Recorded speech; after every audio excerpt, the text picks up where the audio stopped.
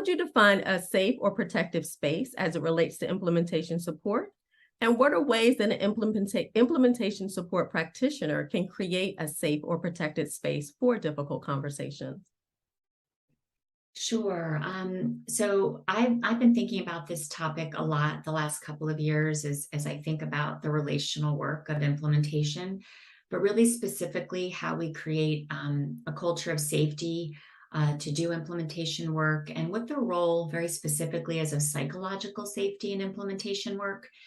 So when I think about how I would define it being a safe culture for implementation, I'm thinking about a space where people feel like they can ask questions, where they can raise a disagreement in a safe way, where we can have productive conflict, where people feel valued, where equity, diversity, inclusion, accessibility are prioritized, where people have a clear sense of their role in the work, and where they feel as if they're in a place where they can, lift up those challenges to senior leaders and feel as if those challenges will be heard.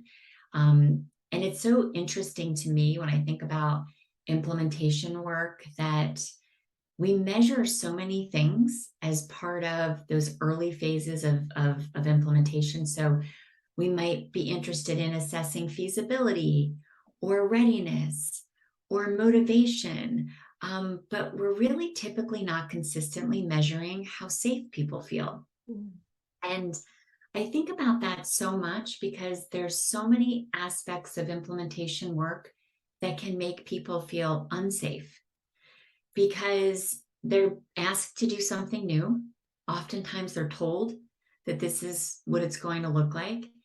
They're held to that standard. If you think about just the concept of fidelity, while it's important, it can make people feel super pressured that they have to kind of reach that. And we're often implementing in compliance-driven systems where we're trying to kind of, hit a certain mark.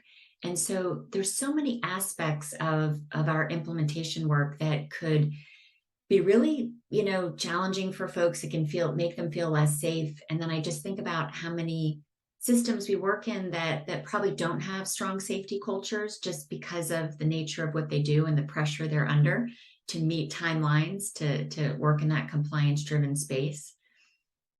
So how I think implementation support practitioners or those of us that are doing this work then that can create that safe space, one is by addressing it explicitly.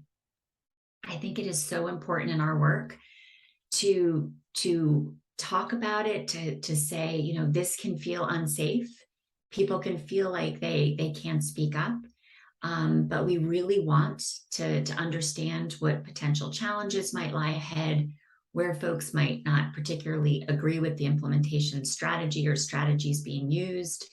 How do we do that through teaming structures where we create really strong sense of team cohesion? Again, working on those trusting relationships. So we need to build trust with those that we're working with, but we also have to find ways to facilitate trust among the implementation partners that are doing the work. So we have these kind of two roles we need to play to create that safety between us and those we're working with, but also creating that safe container through implementation teams, through communication, through feedback loops. But what we're doing that with not just kind of implementation benchmarks in mind, but wondering how people feel, how they're experiencing the work. And if they feel safe and if they're experiencing it positively, that they have a positive affective or emotional response to their participation in implementation, then all those other implementation levers get pulled.